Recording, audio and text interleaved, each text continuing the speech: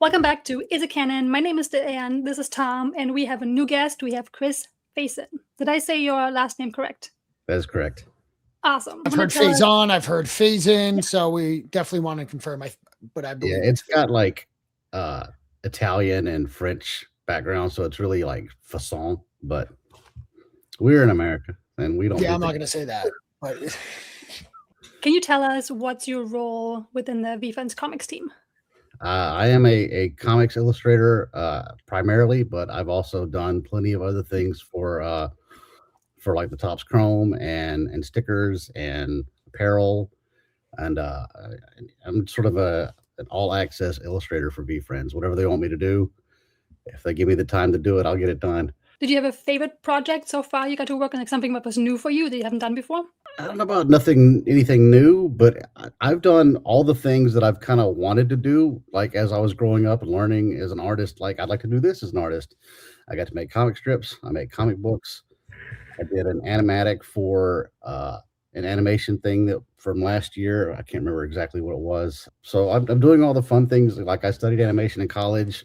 I grew up on comic strips and comic books. So I'm getting to do all the fun things that I thought would be, outside of my reach as an illustrator. When did you officially come into VeeFriends? I was freelancing when I drew issue number 1. I officially joined October 28th was my first day, 2024.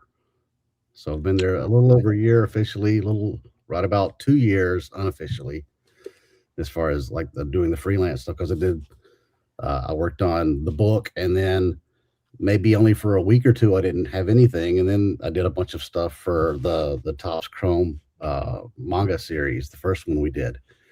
So they kept me busy, and they were like, you want to be on here full time? And I was like, heck yeah, let's do this. That's right. I remember hearing your name at Comic-Con with the manga stickers. They were giving them out at 2024 Comic-Con. Yeah. I think I have a whole bunch of them still. I think that's where I heard your name for the first time. You were still freelancing at that time, though. Yeah, I had previously been working in film and television for a while. Okay. And there were 8 months of strikes across 2023. So I was kind of just floundering, and I ended up having to leave the apartment I was living in, and I stayed at my dad's for about a year and a half. Yeah, and while I was doing that, I was constantly just begging for work. I did a bunch of like 5 or 8 page things for people to, show off as proof of concept and try to get the ball rolling on some of those. I've got one kind of still in the air that I need to do some work on. That's just a project with me and another a friend. And then DJ came along. He had actually sent me one guy that fell through for a project. And then he was like, I'm now working with Gary and VeeFriends, and I'm doing these comic strips, and we want to do a book. Are you interested? And I was like, yes, man, please. Were you guys friends? Like for I've known DJ since about 2003 or so. We've known each other for a long time. Okay. Did you know much about VeeFriends before? I knew a little bit. I'm hardly on social media right now, but for a while, I was on pretty regularly, and Gary would pop up in videos and stuff. And when DJ started putting all of the stuff that he was doing with VeeFriends out, I kind of got a better idea, but I didn't really know about it before. I'd seen some of Gary's videos where he was just, just being like the ultimate hype man for life. and I dug his vibe, and we just kind of went from there. And I got to meet him last year at our first offsite creative summit. And he's a G. Is it like a process when you guys come into VeeFriends? Like, do they show you all the characters, tell you where to go? Like, how do you get into like learning about it when you're now becoming part of creating for them? How was that for you? A lot of it was just kind of surfing around the website and learning the characters and getting to see kind of behind the curtain, since I was working with DJ. But yeah, the website, having all the characters was really helpful in just kind of figuring out what this universe could look like.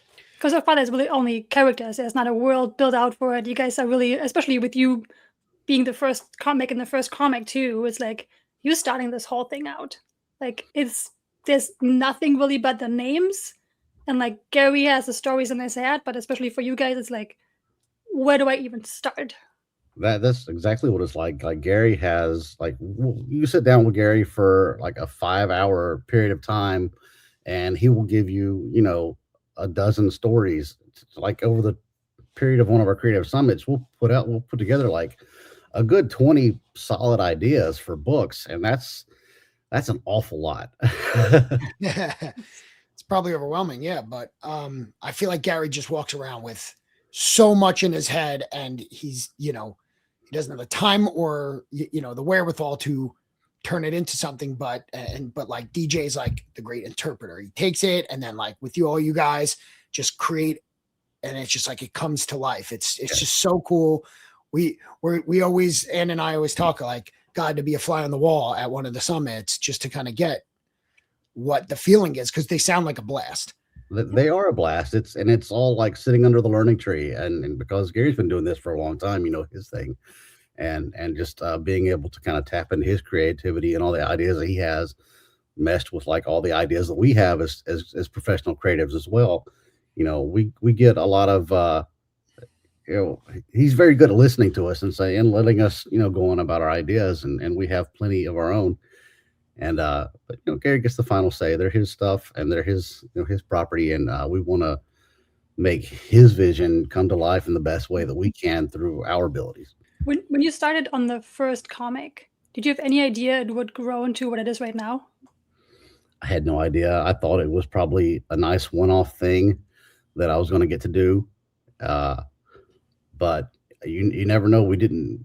You know, I knew that, you know, DJ had been making comics, the strips for almost a full year before the book came out, and so there was a pretty good foundation of the things that, you know, him and Gary had already put together, and yeah, it's great taking all that thing, all of his ideas and running with it.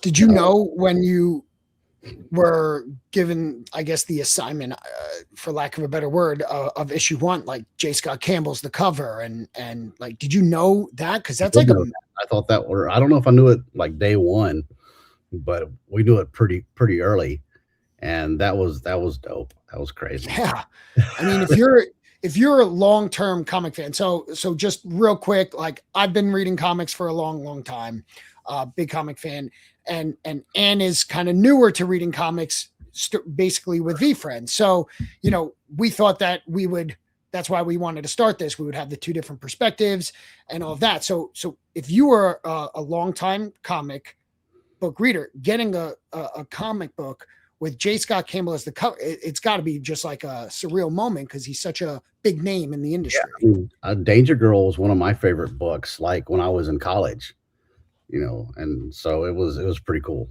And you can forever say that, you know, like that's such a cool guy. That's awesome. Did you guys come up with the concept of it, or was the initial concept coming from Gary? Or how was that process? The first book, I just received script pages. I didn't get any of the behind the scenes stuff as far as getting to sit on all meetings and anything like that. I was presented with probably a quick paragraph breakdown that DJ probably sent me, and then he just fed me pages and I fed him pages back. That's the way it goes. Yeah, it's cool. And then so number 1 came out, and then when did 1A? I know that came out in at Comic-Con. So that was then technically there was 4 issues released at that time, because there was A 5, 6, 7, right? Do I have that timeline? Yeah, I think I don't know if it's A or if it's issue 0, the Walmart issue. Was that the one? Yeah. I think I thought it was issue 0, but it could be 1A. I think it's I think per DJ it's 1A. It does say on its special story edition A.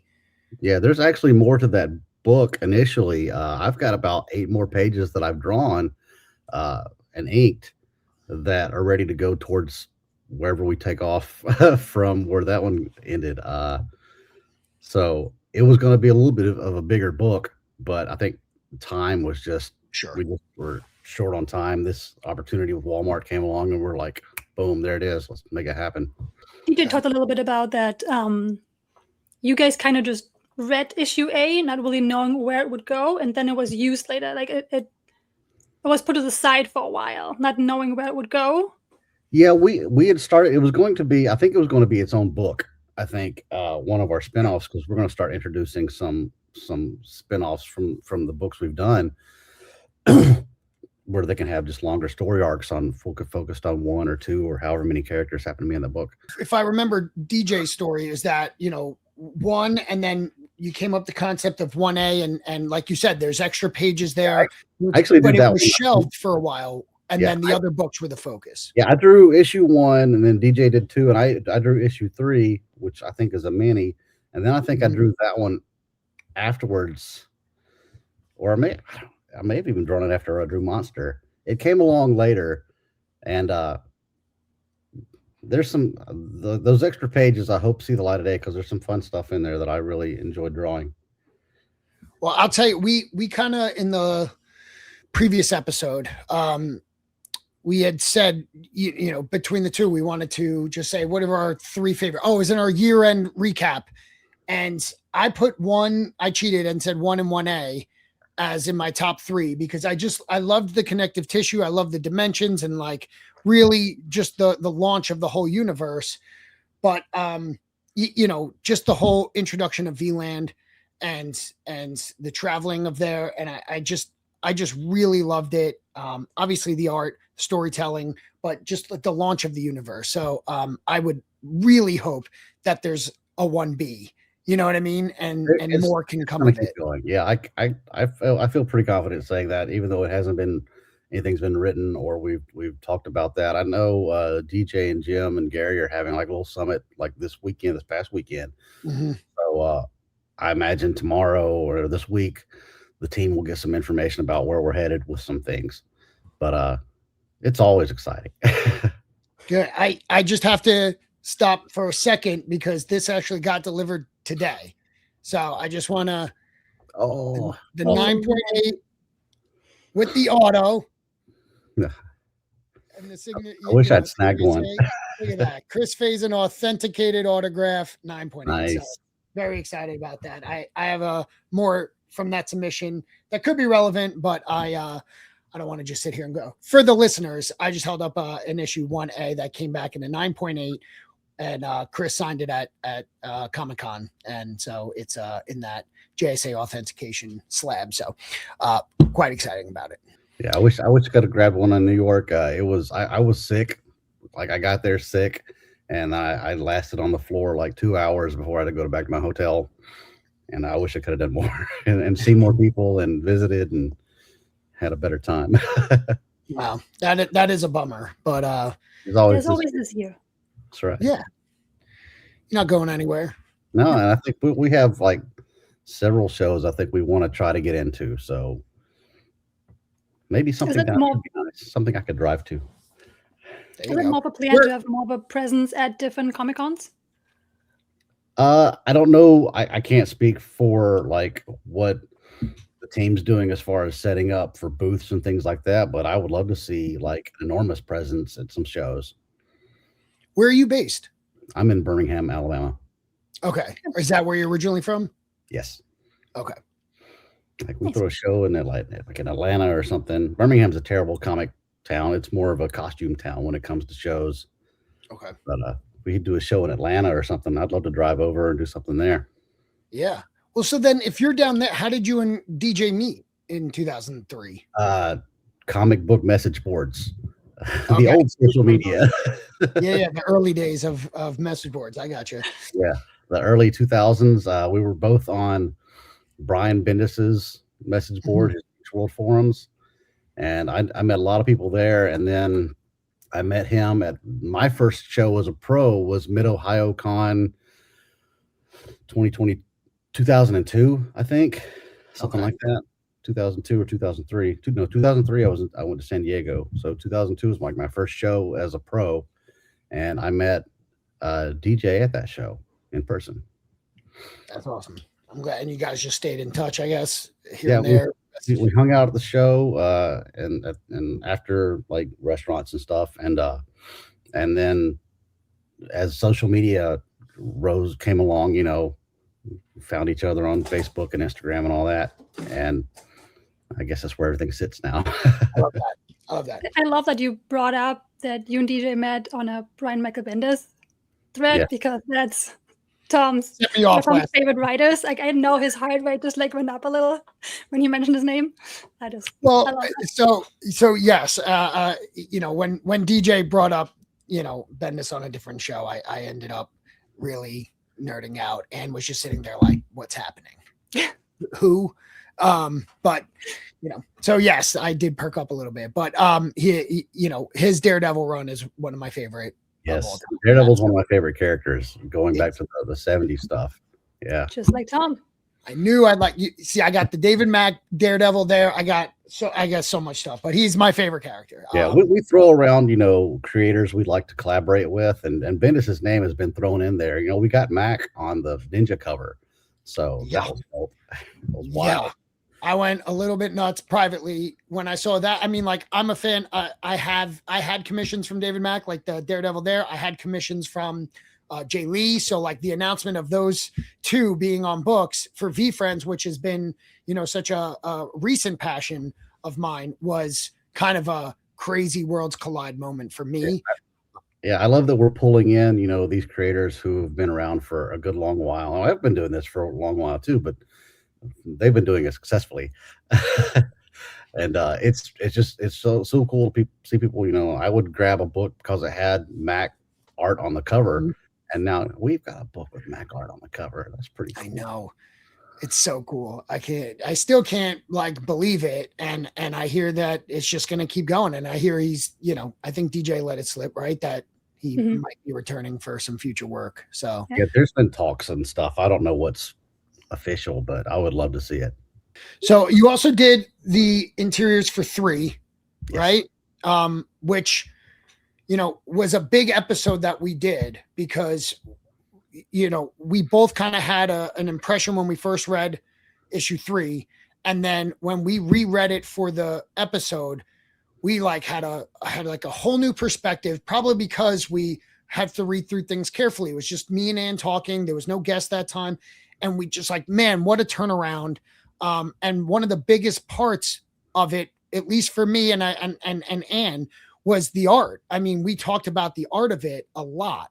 And, the story, at first we were like, it starts off dark, right? She's on the bridge and all that. So, and then just her journey to being more confident, and then, kind of sailing off in the hot air balloon at the end. It really stuck. And that's one of our most popular episodes, because I think a lot of people, after hearing how we, kind of had a whole new perspective of that, reread it and with like a new lens. Because I feel like that was still so early on. They're coming off issue 2 with the big surprise for like deep VeeFriend lore people, that fairy bad intentions twist, that going into 3, they expected this big twist, and it's a different type of story. It's a different tone. So I think people it got overlooked. And so, plus like mini comics and all that. So, it's Anna. It's not a VeeFriend character as the main character. So I just feel like there's different, but once we kind of broke it down, and it was very special to me to kind of go through that, we've now heard people put it in their top 3. Nice. Love that. Yeah. And since we're on it, I mean, that is kind of the other ones that I got in. Andrew Jalan did a little remark on it, but crushed it. Great. Yeah. Anyway. So can you tell me or us a little bit about issue 3, like what that process was? Were you still freelancing when you did that? No, I was on board full time at that point. It was I'm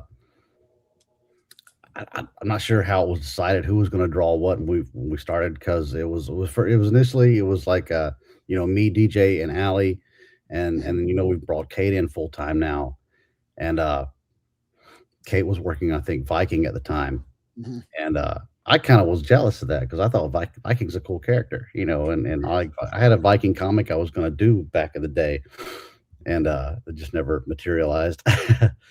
But yeah, I think just speaking for I think our team is it's so cool because we can all do different things really well. I'm really think I'm a good kind of street level artist, like when it comes to like the more reality based stuff, and like I drew a book about superheroes hanging out in a bar for 18 years or whatever, 15 years, and so it was all very, I'm just drawing the interior of this place all the time.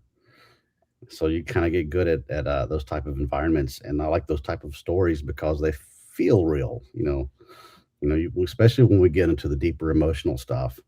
Yeah. You can kind of connect. I think easier.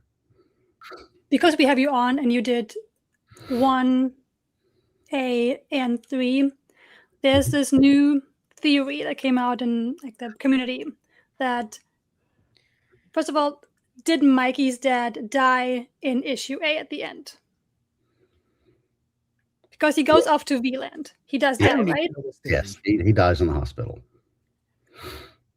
And now the theory is that because he's going to V-Land after, Mhm. did Anna die? Because Anna's going to V-Land. We all think she didn't jump the Oh, Anna, bridge. Anna went a different way. She traveled a different way. So I don't think she's dead. At least in my head canon, she's not. Okay. I heard somebody today say that 'Cause if V-World's V-Land not could the be a real kind world. of if it could, or V-Land, it could be kind of a afterlife, almost Valhalla, because in issue 6, The Viking the Viking crashes. is now in I mean, V-Land.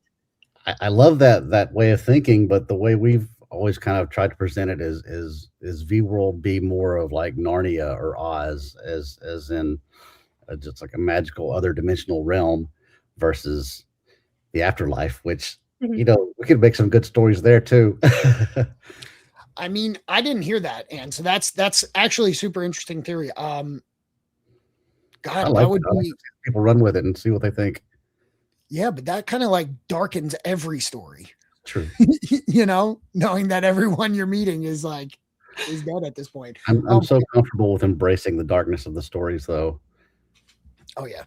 I think it's important. We don't live in a very bright world right now. Everything's kind of dark in a lot of ways. It's funny because you also did the art for the Darkest comic. I know Anne wants to talk to you about it. That's her favorite. My favorite. She loves it. So controversial potentially, but obviously the Darkest comic, I think so far, it's funny seeing how bright and colorful your art is on 3, how bright and beautiful and colorful your art is on 8, and then there's 5 right in the middle, which is like just dark, dim, gray, pissing on graves, all of this stuff, total shift in tone. So, and I know you want to kind of jump into 5. I'm just super excited about it. Like I it's one of my favorite stories because I feel like it's so underrated. Like or not, I think you have to really understand Gary and VeeFriends to understand that story really completely what it means. There's so many metaphors in it, but it's just but like how was that for you? Like Tom said, like it's in between 2 very, very bright, colorful issues, and there's just like this darkness. I remember we were talking about it at one of the summits, and I was just vibing with it. I think Gary could tell that I wanted to draw this one, and not because I want to get into the other thing, but I sort of use art in that way to exercise a lot of my own demons and depression and mental issues, and it's therapy for me in a lot of ways. So if I can kind of go there in those weird dark places, and put them on the page, then maybe I can get them out of my head. And you snuck a Viking in there anyway. I did. Yeah. I mean, I would get this Viking one down. You got the Viking before Kate did, so don't worry about it. Well, that was all DJ, but I love putting them in there. That's awesome. But yeah, what an issue to come out and kind of shocked all of us with how dark it went. That it needed like a disclaimer Mhm. on the outside. But yeah, I mean, still, it's still shocking to think about what happened in that comic. But I appreciate, as the reader on this side, like, you know, having a fun comic is awesome. There are characters that should have fun with, and like showing that you guys have the guts and to go dark for dark characters. Mhm. Where still the like the trait of the character is still going to be there, you know, so it's still true to VeeFriends, whilst you know, still being dark and more mature. I get what you're saying. Absolutely. Yeah, you just touch on it too, that I feel like how much of your, when you make these comics, how much of your personal experience and personal life goes into when you create this art? A lot, probably. I mean, I'm always thinking about things when you're trying to, you know, lay out these books and you get into these stories and you know, you think of your own experiences and how you want to relate. It's just like an actor trying to get into a role for a film or a TV show. You know, I am the actor drawing these characters.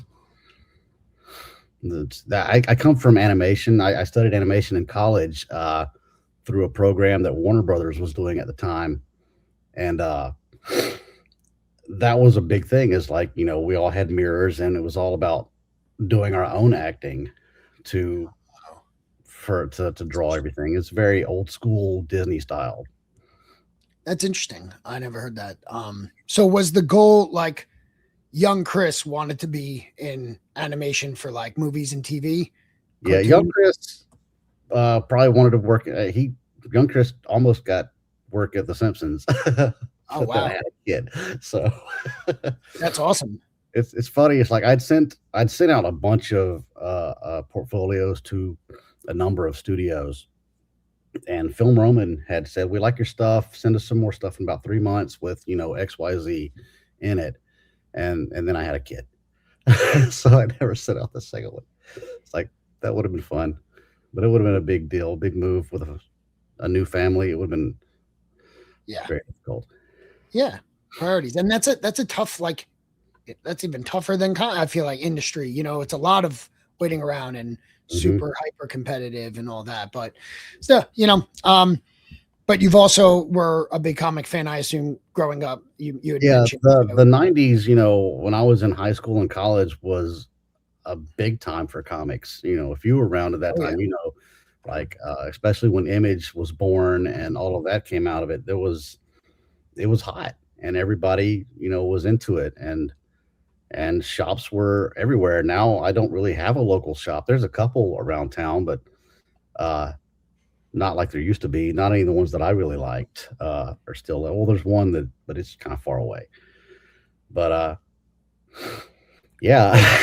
What was your you know, I always kind of end up doing this with our guests, but like, what were your favorite books? Who were you reading? Was it I wanted to be more like Burke Breathed. I wanted to do something like Bloom County.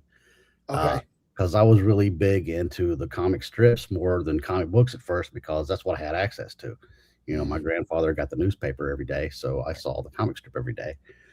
And then by the time I was about 14, is when I started getting into comics, and it was mostly, you know, the staples. It was like Spider-Man and the old Daredevils that I was going through at the time, and going through back issue bins because, you know, there were quarter boxes. I don't know if you would find quarter boxes in shops anymore. No. And I haven't seen one.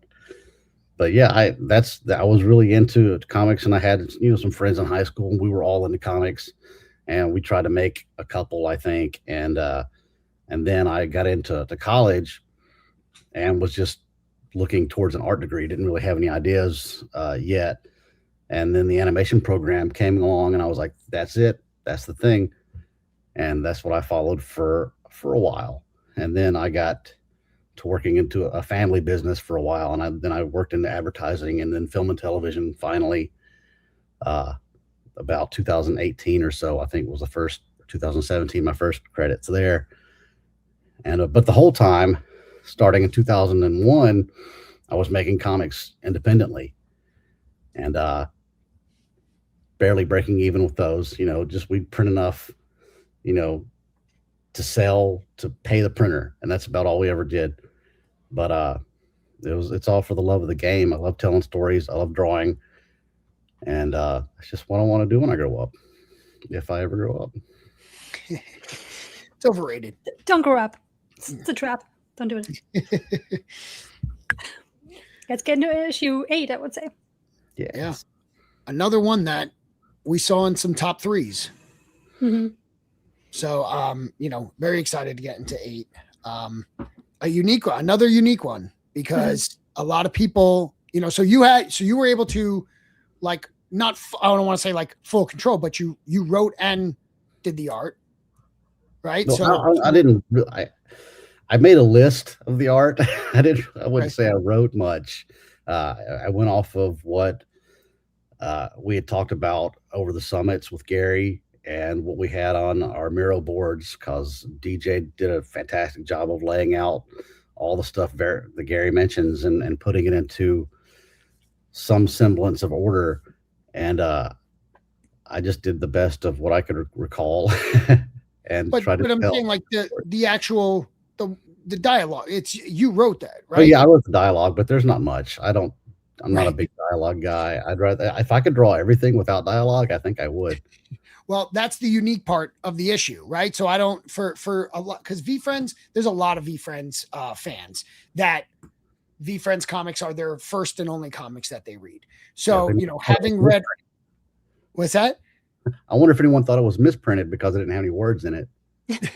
So it definitely confused people. So, like, I've definitely had some, Bendis and on Daredevil had a silent comic. Like, I've seen them and I've always enjoyed them when I have, because you can still tell a good story just through art with no words. So, but there are definitely people that were confused because this was their first time, and their only comics up to this point was, A through and 1 through 7. So, they're like, no one's saying anything, and they just kind of flip through it too fast. And that's where I really like, I don't know if we've definitely had conversations, Anne, but I think on this podcast, but elsewhere too, like you, they kind of went through it fast because they were just like quickly looking and not really absorbing the panels, that it was still a story. So that when the dialogue came in, it was like, you already kind of knew the characters. You still kind of knew the nature of them by that time. So I'm really excited for this to come out and to dig into it, so that when people hear this, they go and reread it. If they kind of, again, were confused to the point where they're like, I didn't get it, it took me a few times or whatever, because, they read it in 3 minutes because they kind of skipped ahead to the dialogue. Because that is someone, if you've only read novels, you're like, that's how you get your information. That's how you get your story. So it's easy to skip ahead and only read that. That's like a new comic book reader mistake. Yeah. Well, hopefully it made people, go back and see what they had missed and look a little closer at each panel. And while we're talking, I want to shout out Joey Sabo. He's the guy who actually did a lot of the coloring on this book. He did all my I did some of the shadowing at the end afterwards, but he lit this book up with some beautiful color. It's a very colorful, beautiful comic. I love the scenery, because there's flowers everywhere. It's so bright and again, a different tone and fun. And I want to let's get into it. I was going to ask, because you said that you could make comics with just panels, no words. Was that your choice to not have words for the first half of the issue, or was that a decision in the group? It was something that Andy was really high on, because I had previously done my own book that way. I actually have a copy. I'm going to plug real quick. Let's do it.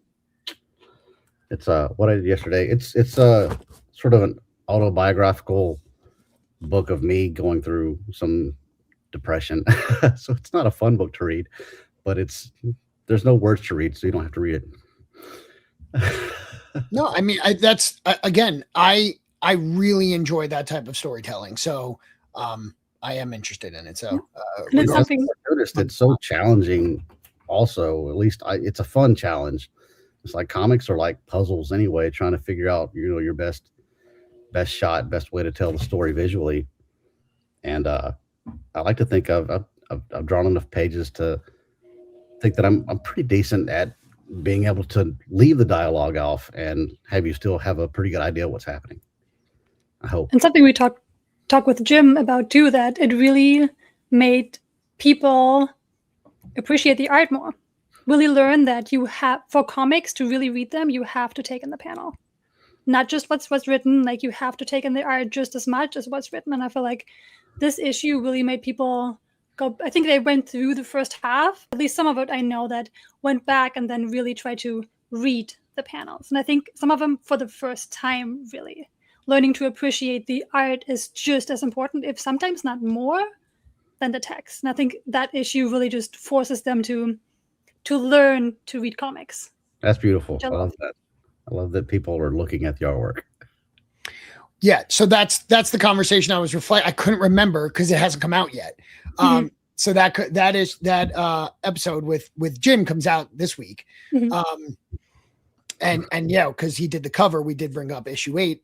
He did the alternate cover, and so we did get into that, and 100% what Ann said. Like, it forces you to do it. It's either read it in 30 seconds because you skipped ahead, which is a huge mistake, or just take the time. And we had said, like, the setting matters. I remember the first time I read issue 8, it was after, I think, we recorded. It got delivered late. I wanted to have it read before we recorded or something, and I read it at like midnight, and I was tired, and I didn't expect it to be no dialogue in the first half. So I was just like, I kind of sped through it. I did the rookie mistake of speeding through it because I wanted to go to bed, but I didn't want to go to bed before reading it because I just got it. Yeah. And so I went to bed with like, okay, that wasn't the right time or space to do it. I'm going to do it again. And I think it was the next morning. I woke up earlier than I have 2 kids, like before either they were up and I was in a different room, but I like sat and I could focus and I loved it. The first half, I would just have a big old smile on my face reading it. That makes me so happy. I appreciate that you say that. Thank you. It's true. It's true. Was there any pressure for you? Like, Gary B is a big character. Like, it's Gary, basically. Did you feel any pressure? Was it any different than any of the other characters, like being able to do this issue? I mean, yeah. I mean, there's definitely, I knew the importance of Gary B to Gary V. And so, yeah, I didn't feel pressure, but I was aware of, the importance. And I mean, the only pressure I really did feel was like a time crunch, which is why we brought in a colorist to help me out. And I just wanted it to look beautiful, and I wanted it to be done. And then I wanted the inking, is my favorite part. So I want to really get into that and have some really good pages for people to look at and not, skip out too much and cop out on easy panels all the time. So, yeah, I think I put more pressure on myself than what's actually really there. After you finished it,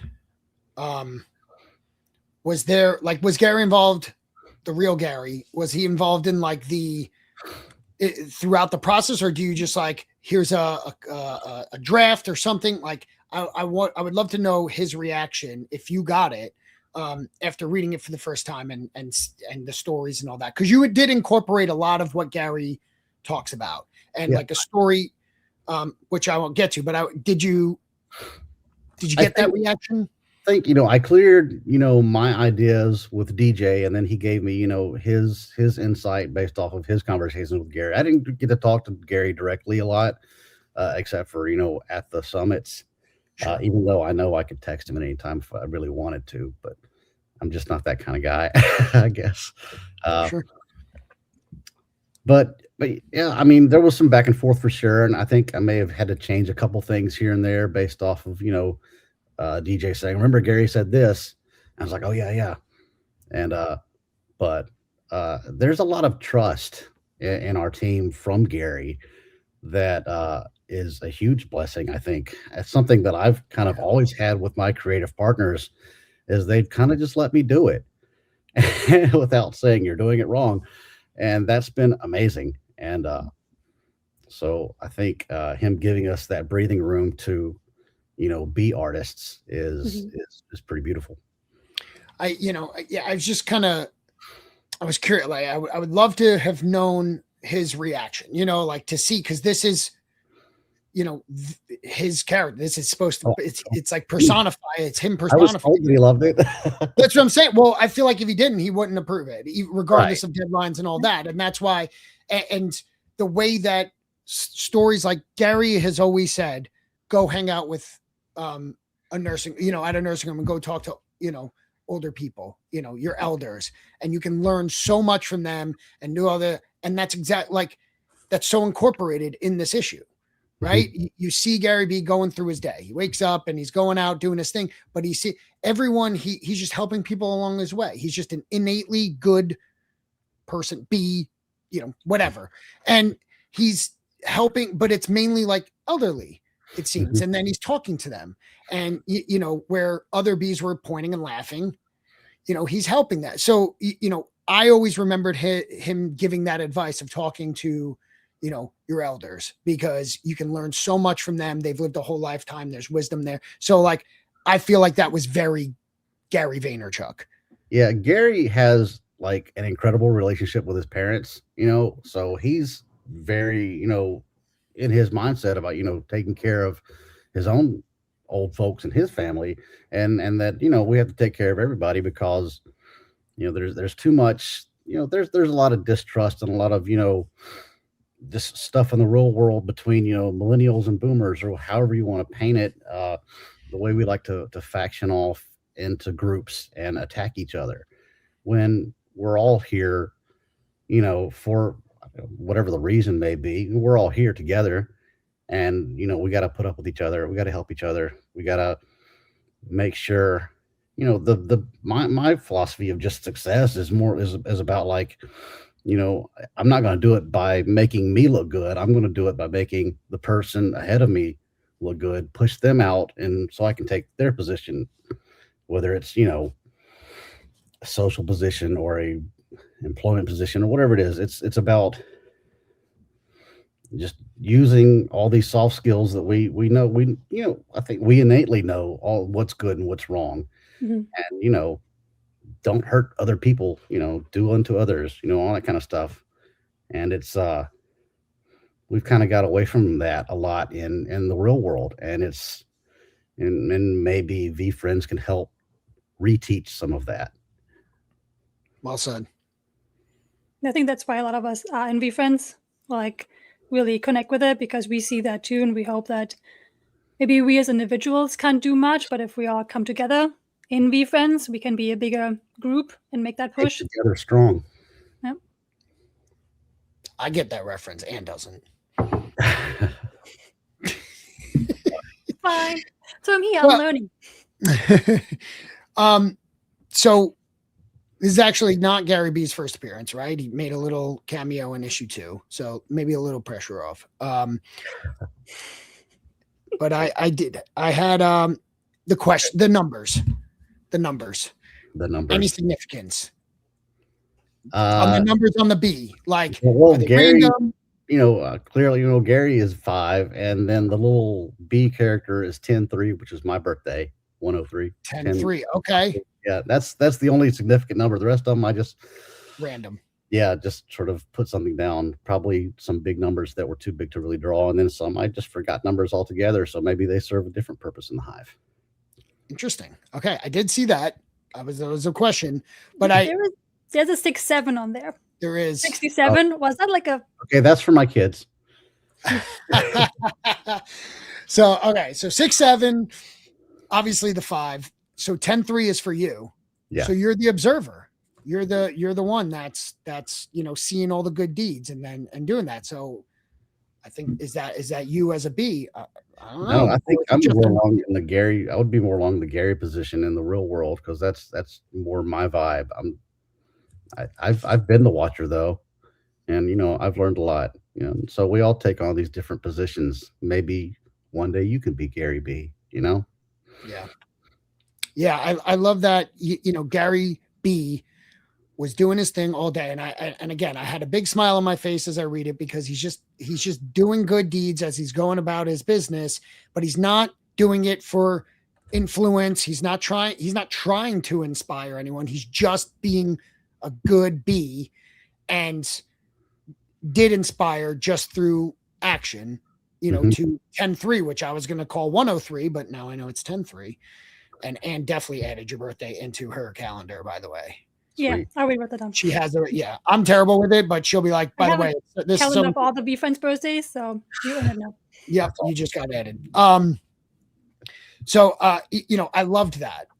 And I've said before, like the first half of the comic, I'm reading it and just watching them go along. I have like some theme music going in my head as I, just happy music, background music. I just really, really enjoyed that. But yeah, so I didn't know if there was any numbers. Obviously, the Queen being number one, that was also, I knew, assigned. I just didn't know. Like I thought it was age, because the ones that he's helping was like 70 something or 80 something. I was like, maybe it's age, but then there was a 3, and then there was a 413. So I'm like, okay, that's not a thing. Yeah, they were randomized. Okay. Speaking of soundtracks, Tom Petty's Wildflowers was the soundtrack to making that book. There we go. And write that down. She didn't even hear it. One thing I really love about this issue is the white space. I'm a big fan of white space, of just like letting one thing on a page, if it's like this specific page. Yes. Or if it's, I think even better is this one. Yeah. I'm a sucker for that. Like, it's just, people always try to like fill, if it doesn't matter if it's comic books or like art in general, just like fill things sometimes. It's like, if you're able to put something on a page and that's all there is, and just give it room to breathe, that's such a big thing for me. I think it's the first time in the comics that happened, and I love that. We try to give things impact in certain visual ways, for sure. We have a segment that we do as favorite panel for every issue that we do, and up until now, I learned it by, I think, issue 7. I was just like, apparently I just like scenery, because I was always going like, I love the way that this one is set up, and that is so like seeing, how busy the hive is, where it's departures and honey bar and all that. Like, you're setting up to know that's what it's like in the hive. And then that one panel, it's everything else is gone, because he's talking about how he doesn't dream, and right. That's what he's saying in that panel. So, it fits the tone of that panel. So I agree, Anne, that I didn't put that down as my favorite, but that was a contender for it because of that same reason. I don't know how it's done in Alabama. Is hot water on the right and cold on the, or was it reversed? Oh, you mean hot water is on the right, or it's reversed for me in my house. In my kitchen, on the right and cold is actually on the left. That's different. It's every faucet I have, it's the opposite. I just was a funny little observation I noticed. I was like, I have no idea where my hot and cold water is, to be honest, right now. You don't? No, we have to. I don't know. Oh, you have the top thing, but still, you have to turn it a certain way, and you don't. It's always cold. I feel like it always takes too long. I don't have patience for warm water. Okay, fair enough. I loved the vomiting in the background. I loved that, because that's obviously what bees do, and that's funny. Another thing I noticed, Gary is the only one with shoes, because he loves his kicks. Where did that come from? Is that just from you watching him and knowing that he always has his, flashy Nikes or whatever on? I mean, I do know of Gary's love for his kicks, but it was just a design thing. I think I drew him a few different ways, and I thought the shoes were the most fun. And the shoes were actually going to be like yellow and black, like the rest of them. But Joey suggested red, and I was like, yeah, I think that'll pop again. And it works for the flowers, because flowers. Yeah, for sure. I love that detail, because I feel like that's a big part of his style.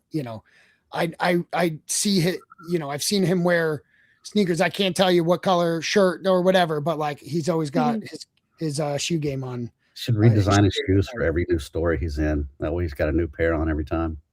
There you go. Same with the purple jacket that he's wearing. It's like purple is such a, again, like you have to be in VeeFriends to understand that purple is like the color of like the mix of red and blue together, of like being in the middle. Mm-hmm. It's like those subtle things that you only understand if you're in VeeFriends long enough to know those little things. Yeah, in issue 1, if you notice, like Mikey's hoodie goes from red to purple, and I intended for Anna's hair to go from pink to purple, but I just forgot. So it's definitely something that, you know, we want to play with, or at least I want to play with in the coloring of these books. I didn't notice that with Mikey. Did you notice No, that? me neither. I gotta go back. Here we go. I love that. Those are the details we love finding out. And that's why I try to look at every corner now because of this podcast and because that's how you should do it. I'm like looking for details and Easter eggs. You know, we see, you know, the Draw or Die logo on the wall in 7 or the Pearl Jam hat, you know, like we love picking these up so that we can talk about it. And that is one I missed for sure. Yeah, there's so many personal Easter eggs in the books that no one's going to get a lot of them just because it's just stuff for me. Well, that's cool too. But it's cool to hear that too, because it's going to make us go back. And I know people are listening are going to go back now too, which means we're going to reread these comics. And that's part of this podcast. We don't just want people to read. We want them to reread these things. Like, because you're going to learn something new each time you read it. You're going to see something new. You're going to be in a different mood. You're going to be in a different part of your life. Like, you're going to take something different out of it. And I think that's what we love about why we're so big on not just reading them, but rereading them. Absolutely. The panel of, it says flower shop, and Gary's, you see the two kind of heads off in the corner, and it's looking and it's seeing the bee flying into the window on the inside. It has the hexagon, almost like, they're zooming in. So like the hexagon of the, like in the hive, is that like a vision type thing? It's just me saying, look here. Yeah, just like look here. Okay. But you know, we've been animating these, and I got to saw a rough version of what this one's going to be, and I like how they tackle that. It's real fun. Is it like a dramatic zoom? Because that's how like I envisioned it while I'm looking at the still picture. I feel like it was like, you know, someone who puts on goggles and it just kind of like Jarvis kind of targeting something, like telling you where the danger is, you know. Anyway, I just like pointing out the things I noticed because I feel like it's a touch that is intentional from the artist. So if I get to have a conversation with the artist and be like, because you're the one who put it there, so I want to know like the thought process of it. Is it deep? Is it just listen? Like when talking to Kate, I'm like, you know, when you did this, and you know, like this person didn't have a face. What? And she goes, I didn't feel like drawing a face. I'm like, okay, that's the reason. But you know, I think it leads to an interesting, you know, back and forth. Want to get to favorite panels? Yes. I like the one with Gary just by himself, but I think this one is, the double page is almost my favorite, part of because it is white space. But also, like, I see it as memories. Like all the different things for me are like memories you look back on your life. And I'm like, if you look back on all the positive things, like the times you help people, the times you were there's a lot of flowers in there, but like the flowers are also the positive things. Like it's this fun part of his job and stuff like that. I feel like if you keep your focused on your positive memories, then it's going to make your future better too. That's kind of what I interpreted when I looked at it. It's like, it's looking at memories of him and how much helping others is part of his life. And like, also like the flowers, it's just beautiful. Like you can see the beautiful part of your life and like your job or whatever it is, or you can see the not so fun parts. And I think it just shows him choosing to look at the beautiful parts of his life. I love that. All right. Your favorite time? Yeah. So again, I can't stress enough. I've said it several times. Like this issue just makes me smile. Right. So here's my favorite panel. And it's only because like, he's just going about his day. He's just it's who I want to be, right? You just go, you're just innately good. He's He's just doing his thing. He's not looking at anyone else. He's not letting anyone else influence it. He's not doing it to inspire. He's just going about his business, but he's still like just stops because his face looks funny, or he wants to see the smile in the reflection. It makes me smile. That's the only reason why. It's, you know, I just found that to be a fun panel, and I liked it, and I'm glad you put it in there. Thank you. I really enjoy that panel as well, because it's just, that's what it is. It's just a moment. He's like, oh, look, there's me. Yeah, exactly. We've all done it, right? We've all done it. When it's distorted, you know, if you see it like in a funhouse mirror, you're gonna look. Exactly. And I just found that to be, it just made me happy. I can't explain it. Do you have a favorite panel, Chris? In like where you felt like that was, I think it will change something for you? The one I enjoyed drawing the most in that book was the interior of the flower shop, where you see the workbench and Gary's just kind of flying through. That's that same page. Yeah. Yeah. Just because there's a lot of stuff that kind of going on in that panel that it doesn't really have anything to do other than just be environment. And I think that's fun as well, just as an artist and a cartoonist. Can we say that's Mojo Mouse? No, it's a reliable rad. I mean, you know, you never know what DJ and Gary may say. You know what? Let's make that Mojo Mouse. They'll make it canon. Yeah. Currently, as far as I know, it's just a mouse. Just a mouse. Because it wasn't in the script. I did. This whole page, if I had to say my favorite page, it would have been this whole one, because it had my favorite panel, and then that is a really great page. I'm sure that took a long time. I mean, you drew a lot of flowers. There's a lot going on in there. So yeah. And I can still draw some more. When I finished that book, I was like, I'm done with flowers. But well, you also had a lot in 3, I think, right? I can draw some flowers again. Yeah. There's also okay. So can we go to the dream time? Did you have something, Ann? Nope. Go on. Okay. So getting to the dreams.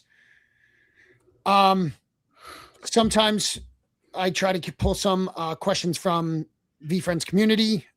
So Rob Messer is a friend of the show, IRL, and he's a Gary B guy. He's always said Gary B is one of his favorite characters. So I want to ask you, I would just be curious about the dream concept of sharing the dreams. Was that you, DJ, Gary, and then that's all Gary. That's all Gary. Okay, so that was, he said, did Gary have the idea of the dream concept? Yeah, Gary's, I think, is fascinated with bees. Like, one of the first things like he asked us is like, did you know that bees can dream? And there was a whole conversation about, you know, what they may dream about, and just how fascinating it is that we've figured out that bees actually dream. You know, consciousness, just as we understand it, as, you know, evolved humans, we don't understand it. So it's pretty cool to see that, you know, the smallest, the lowliest bee, you know, our hardworking bees, you know, they dream too. They dream. So that's it. That's so cool. So like a little, did you know this turns into, you know, a multi-page dream sequence. So then when it comes to Gary B's turn, he almost looks nervous to talk. You know, he's doing this. Yeah. And 10-3 is watching him do that too. You know, I wondered the significance of 10-3, seeing that, you know, seeing him being in the background, watching him be nervous. If there's something there, and then why is he nervous to talk about it? Well, I think the 10-3, he's just kind of excited. He's like, oh, it's Gary's turn. You know, what's he going to say? I've been watching him all day. Okay. You know, and then Gary, I mean, I feel like this happens every day, and he has to tell them like, I don't know my dream. I don't remember my dreams, or I don't dream. And so it's just one of the, I don't know if it's a nervous gulp as much as just, you know, clearing his throat. I'm going to do this, but it could be nerves, having to say that every day. Maybe Gary is like, maybe he's embarrassed because he doesn't have dreams or something like that. Right. It's always something we could explore. Well, that was my thought. Like, you know, when they said, okay, time for Gary B, and he has like a shocked face, then does this. It's almost like he got called on in school, you know, to answer a question and he doesn't know it. But then really where he's like, I don't dream. He's hearing all these other people dreaming. He's like, I don't. And so it's like, that's why, is because he doesn't have a fun dream story to tell. Yeah, and I think there's more to it that just I don't know yet. That Gary hasn't clued us in on what his full story is, because I'm sure there's more to it that I haven't seen or read or heard yet. And Okay. I think it'll be fun to continue to explore Gary B. I agree. Yeah, I feel like there must be more of like everybody's dreaming, but he isn't. But Mhm. him also being in the next panel, then like him just being extremely confident is like, I just don't dream. Yeah. Like being okay with that is like, I just don't. It's okay to be different, right? I wonder again if like dream is like a metaphor of like Gary's always like big on like that he doesn't really have any real insecurities or doubts. He's just like, I'm cool. Like I don't really care about what other people think about me. And like, but dreams sometimes I feel like is a lot of the times you processing things that you didn't maybe really go through during the day and stuff. Like there's so many different interpretations like why people dream. And like him almost be like, I'm cool. Like I don't really have anything that I'm taking into the next day. I'm just like, I live my day to day. I did the best I could, and I'm gonna go back tomorrow. Whereas a lot of us are overthinking and all that kind of stuff. So if Yes. that's almost maybe Gary doesn't, he doesn't have dreams because he lives his dreams. He's like, my life's a dream, bro. Yep. I mean, you talk to Just Gary doing B, he's going to tell you that. I think That's right. because he's aware of how fortunate he is with what he's been able to do. I love it. That's why I wanted to cover it, because I knew that some people would get maybe confused or just like, I don't understand the significance of him not knowing his dream. So I wanted to hear it from you and then share kind of what we were thinking. So I think there's more to learn. On the next page where 10-3 is doing exactly what Gary's been doing this whole time, and Gary just looking at him is like, that's what Gary V is doing, is like just teaching by example and hoping that other people are going to pick it up, that's how you live a good life. And him just seeing like, I did it. Yeah, and that's the second time. He also saw when 10-3 helped in the dining hall. Yeah, he's like, this kid gets it. He figured it out. Right. And that's how Gary V operates too. Like he watches a lot that you don't even know. He'll say something sometimes and you're just like, how the hell do you know that? And it's because he observes. He doesn't always speak, even though he doesn't. It seems like he doesn't stop speaking. It feels like that way, but he also watches. His brain works. It's insane to watch. Yeah, I bet. But it's another part of like how Gary always says, don't listen to what I say, watch what I do. And that's what this issue is too. Like Gary B and 10-3 don't really talk. He doesn't tell him like, hey, be nice to others. Like 10-3 just watches him. That's what he always like. That's his big thing. Don't just watch what I'm doing. I really enjoyed it. It's such a fun one. And you saying there's more to it is, I'm taking that as a confirmation announcement right here and now. Gary B will return. But tomorrow, Chris has been removed from the VeeFriends Comic Book team. But I want to say they have talked. Don't know if it was Gary or DJ on one of the things that Gary B is definitely something that they want to go more into. Like it's a bigger story. There's a reason for it. Yeah, and again, at the end, like everybody we featured so far could easily have, at least a 3 to 6 issue spinoff, if nothing more. Yeah, for sure. This is, this is amazing fantasy. This is Tales of Suspense. This is where, the characters get introduced and then they get their own title. And we still got like 230 characters sitting over here we hadn't touched. Exactly. Exactly. I think the end again, like he goes to sleep, closes his eyes, and it's just dark.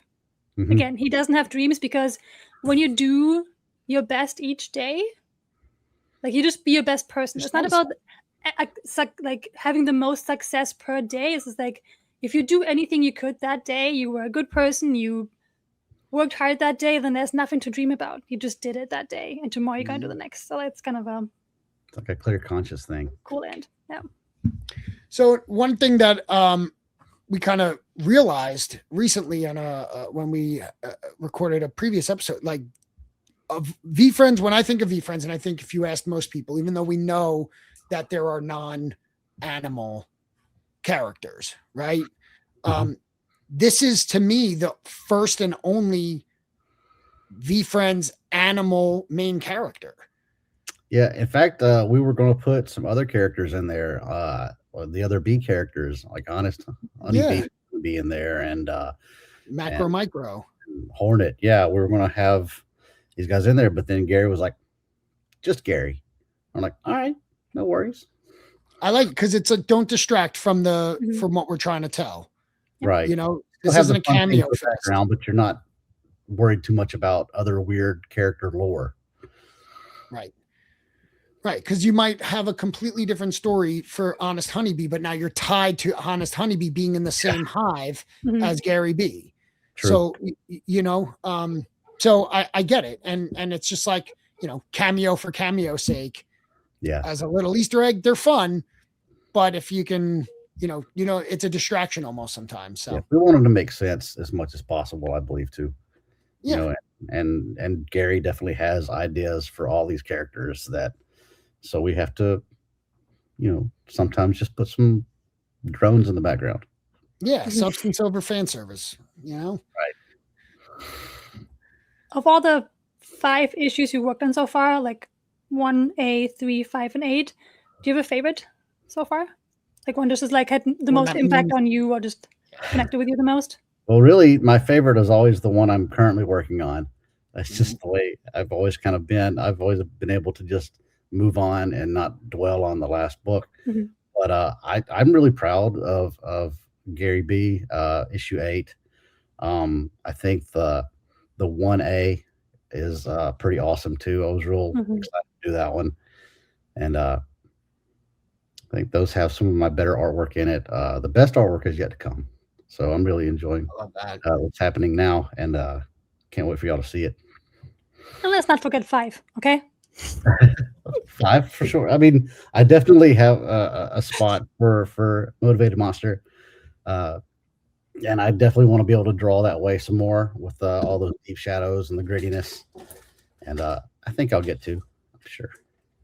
Yeah. So in 2026, I know you're working on.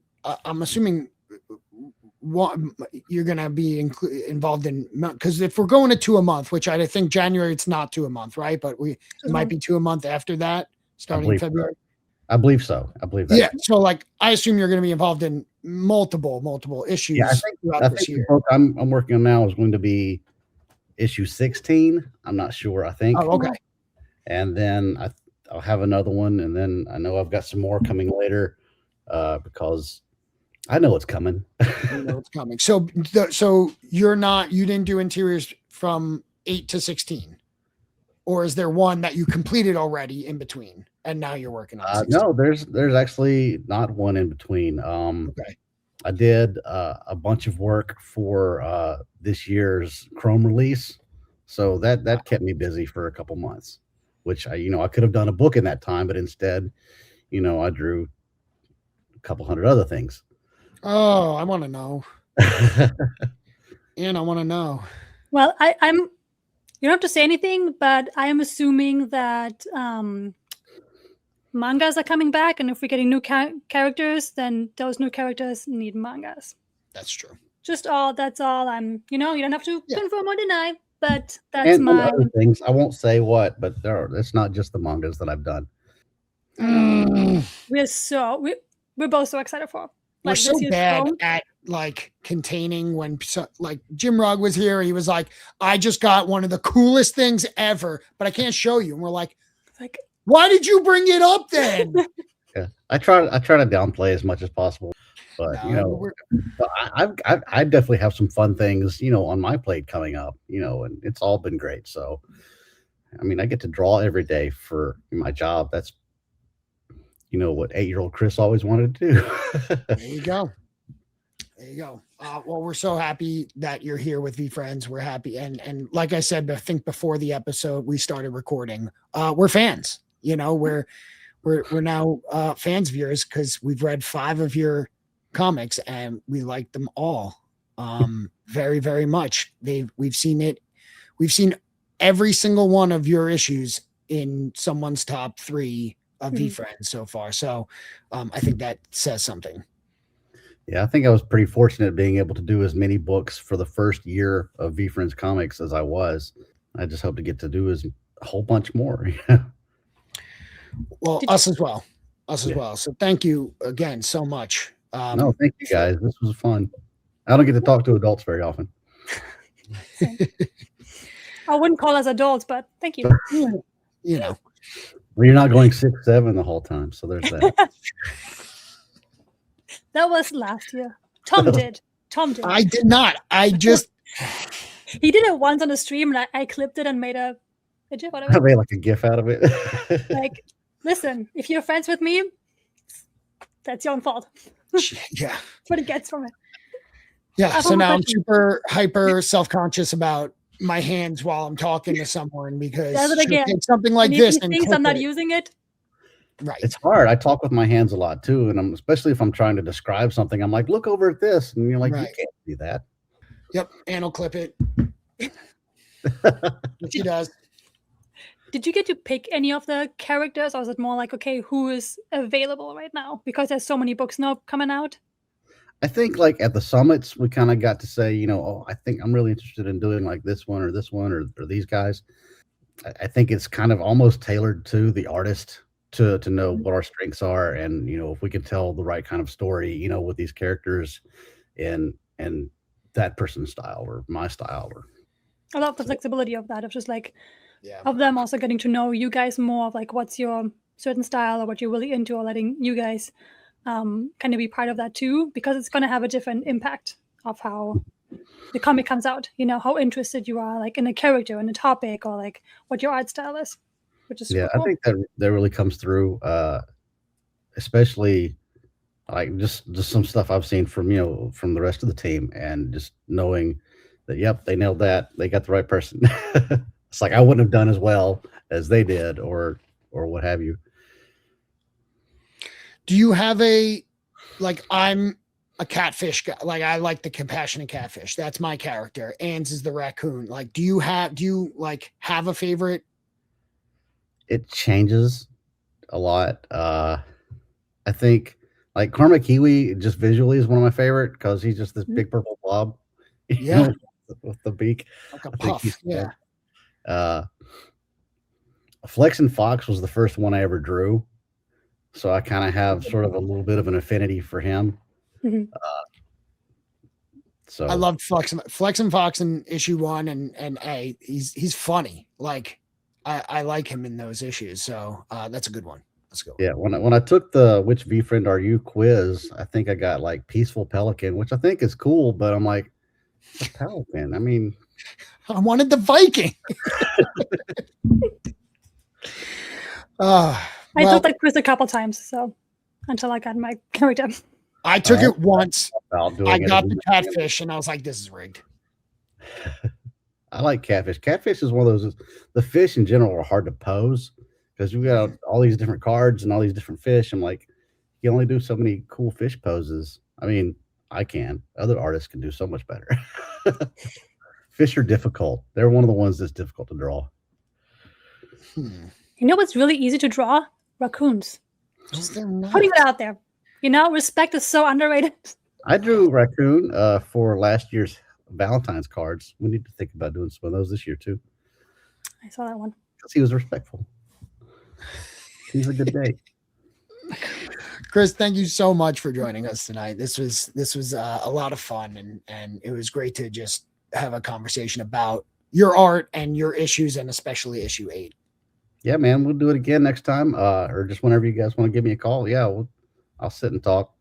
This was fun. I enjoyed it. Thank you guys. Yeah, we appreciate you guys so much of like giving us the time. Like everybody on the team has been so open about it and like so willing to come on and just talk about it. And I think it's really cool for us and like the community in general to just hear from you guys, like a little bit of the background of like how certain characters come to life, or their art is like so much that we just don't know about or don't see, and just having that other side, that behind the scenes look, has been really, really cool. Yes. Well, thank you guys again, and let me know when it comes out. I might actually listen. It's gonna come out next week, next Wednesday. We drop episodes every Wednesday. Okay, cool. Which, New comic day. by the way, for the listeners, when the day it drops is the same day that issue 10, the rare robot, is being released. Yep. So don't forget to pick up your comics today, guys. 100%. Yeah. Go order more comics. We One always thing sign we- off the same way. So we're gonna get to that, but Yeah, we always Um, say read more comics. read more today is- fucking comics. Order more fucking comics. Order more fucking comics. And hey, This draw is some when- comics too, y'all. True. Draw some comics. Draw some Make your comics. own comics. Yeah. See, I like that Just twist. anything with comics, really. Go to a comic book store, pick up a new comic, show it to your neighbor, show it to your coworkers. Just do more comics, guys. Just read more fucking Put it on the comics. fun, eat it, do whatever. Comics. Eat more fucking comics. There you go. Thanks That's how again, you Chris. sign off from now. Awesome. Thank you so much for this, Chris. It was amazing. All right, guys. So have a good night. You You too. too. Take care. Bye bye. That was great. Yeah, it's awesome. He's funny. Yep. It's in Good there.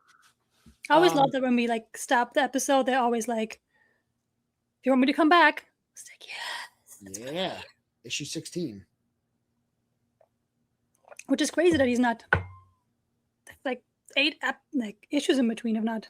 I know, but like- he's probably doing all the mangas. You're right. I was like trying to think like, what did he do for Chrome? But I forgot the manga insert. So he's got to do 100 new characters, manga cards. So it makes sense. Yeah.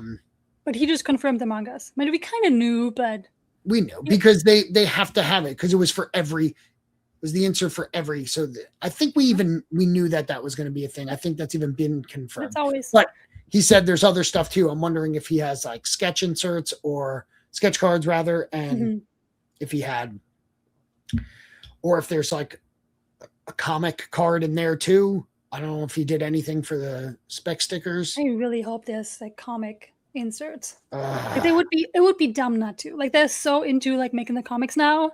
I know. And imagine like instead of the game on, the shadow box this time is a little comic. I Like, hope if it they opens, do 'cause, like the comic covers. yeah, Like a Jay Lee or something, like all the shut special your face. covers. Yeah, That would be insane. you're cooking. Yeah, no, because like in card sets, if there's like a multiple auto, there's an auto book that folds out. Mhm. Imagine like a little comic one. That'd be Like a cool. comic card that's signed by the artist, Mhm. by Stan Lee, and like He's dead. Yeah, no, not Stan Lee. Who am I talking about? Comic number 1. J. Scott Campbell. Why am I always saying Stan? Stop the recording. We're cutting this out. Someone alive would be great. Although, listen, Stanley We're signed time traveling, okay? It's the VeeFriends. They can do anything they want. Yeah. Oh, that was fun. Yeah, it was a good recording. It's always like I'm always nervous before like new people that we don't really know. It's like I don't know if I have to pull everything out of you or you're like, how much are you giving me? It's always like you just never know. I love that his book that he wrote is very him, which is he's a man of few words, and it's a comic of few words. So I'm totally picking that one up. Like the one Yeah. his book that he talked about. yeah, the What was depression. it? What I did yesterday. I want to look that one Okay. up. The one without the words, where he talks Yeah. about his depression and stuff. I That wanna looks really cool. Yeah, I want to get into that too. If you we can order that.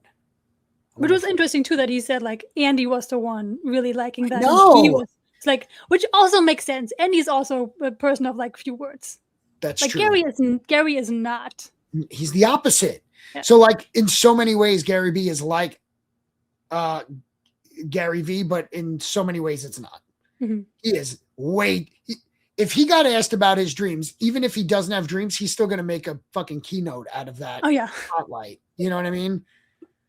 And keep this in the episode. But yeah, that was fun. And he said some fun stuff. Like it was fun to know that 10-3, the significance. It's fun to know that the artists all put personal things in there.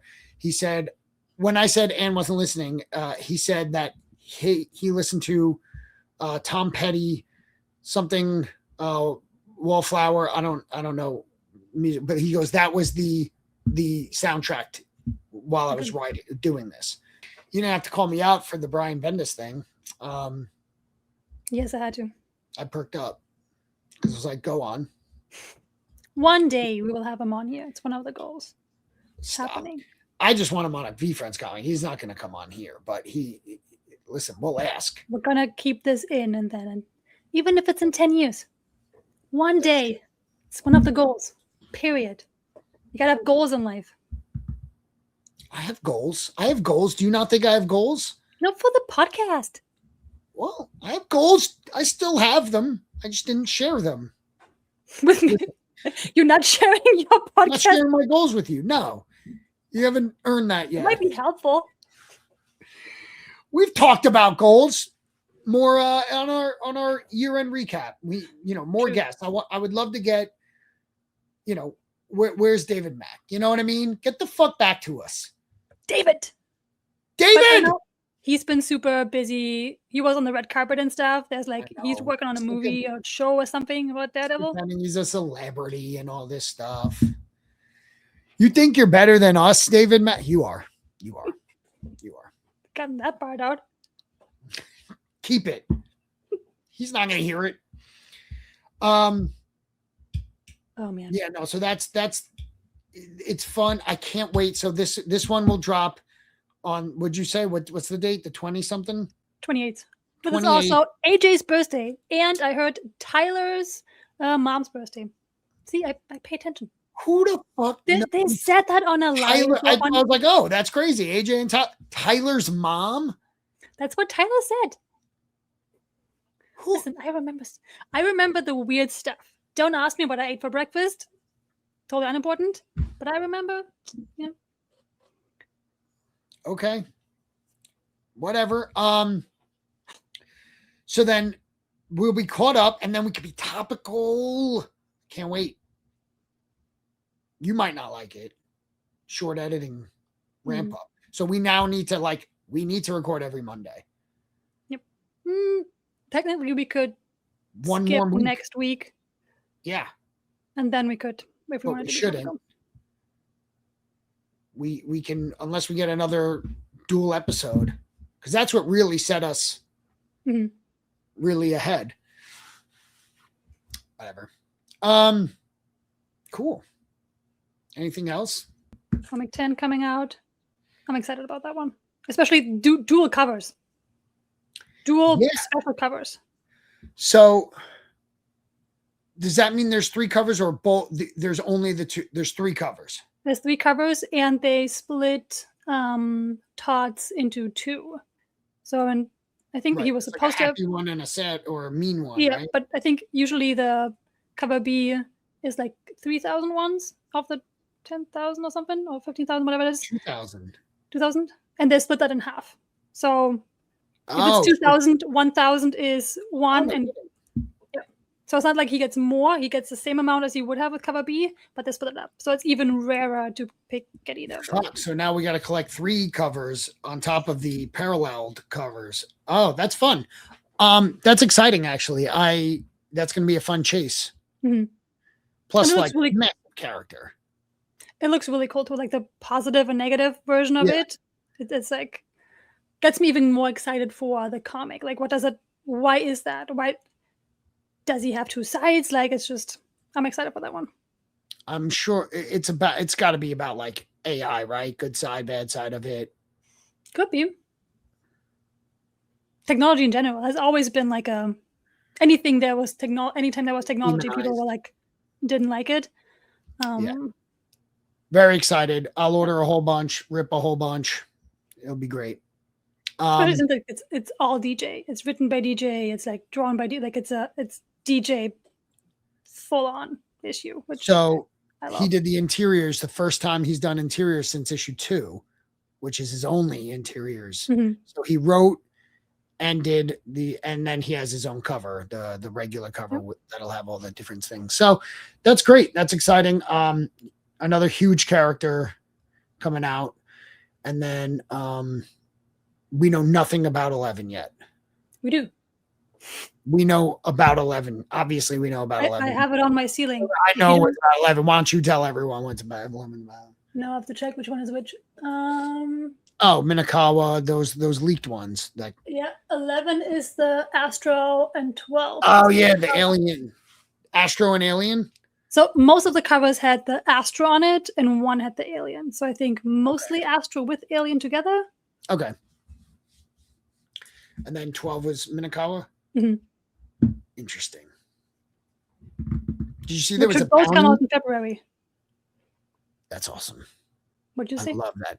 Did you see that there was a bounty on the robot sketch cover? Someone put Yes. $1,000 bounty on it. So if you're buying your rare robots today, maybe you should order a few extra, because if you pull the sketch cover, was it DJ sketch cover? Mhm. Who did this? DJ sketch cover of the robot. There's $1,000 bounty on it, which might be too low. I think you might get higher offers, to be honest. Yep. But at least you know you have $1,000 if you pull that. 1 in 10,000 chance. Just crazy. It's 10,000, right? I want to say that was the announcement. I'll have to look back. You said it. I'm just going with it. What are you doing to me? Listen, I only know birthdays, okay? It's all the numbers I can. Okay. So issue 8 in the books. Issue 9, we need to come up with who we're going to be chatting with. Or maybe it's just you and I. Maybe we come up with a fun twist. If you want to know, you have to tune in next week. Yep. But do you have an idea? Because I don't have an idea. You have ideas. We had a community member who's very close to that story reach out. But so far we haven't really done community members because we're still keeping it Yeah, until he first. stops mailing me pickle stuff, I'm okay ignoring those DMs. You know what I mean? Then right now, he can submit a question, and that's the best I'll give you. Too many pickles. Yeah. You've been demoted to questions because of the pickles. So anyway, this was a lot of fun, and I am excited to discuss issue 9 next week. It's one of my favorites. I have to go back into it. Yeah, I feel like I have to read. It's one of those like I liked it. It's one of those reread where I feel like I didn't catch everything. You were traveling. You were late to the party. Everyone got to read it before you. You hate that. Pissed me off. I know you hate that. I offered to take pictures of every page. It's and not the same. I the know. Paper in your fingers. I know, but you would have obviously had that when you got back.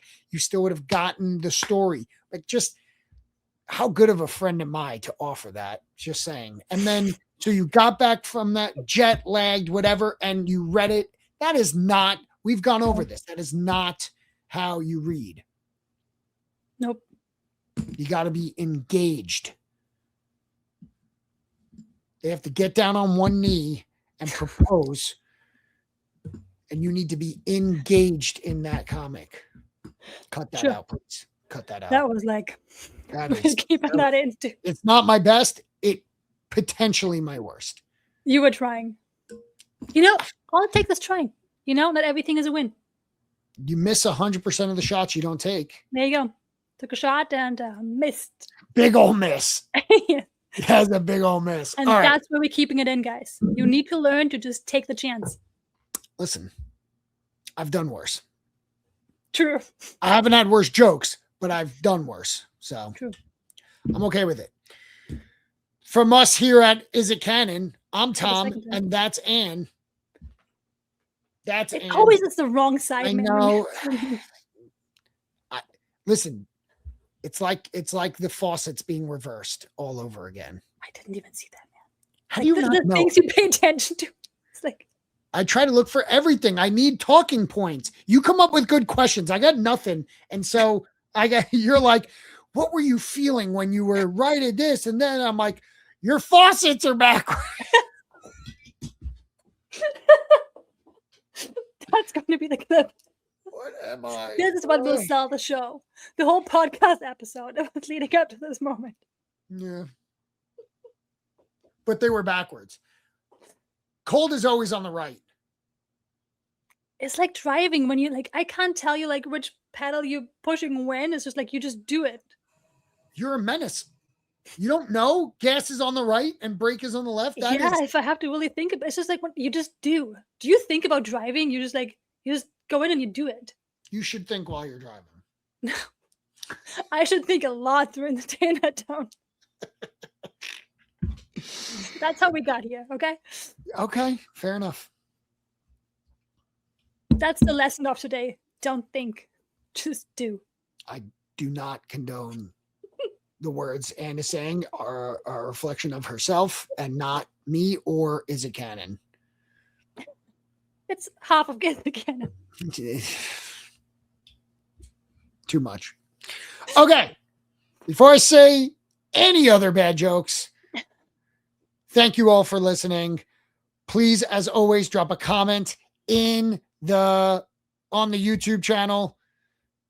Please tweet out that you listened. Those things really, really help for reach. We are obviously still very new and small, and but God, do we feel supported by the people who reach out every week. Thank you all so much. And we'll see you next week. Yep. Follow, subscribe, all the things that we've never said before. Yes. Do all those things. And most importantly, read more comics. Read more fucking comics. And eat them, apparently. Yeah. Eating At least he didn't say he's going to be in your walls tonight. So that's what I'm saying. I like it's just a new, unique entry. That one, you want to talk about haunting dreams? I do have dreams. Tom hasn't slept since. Yeah.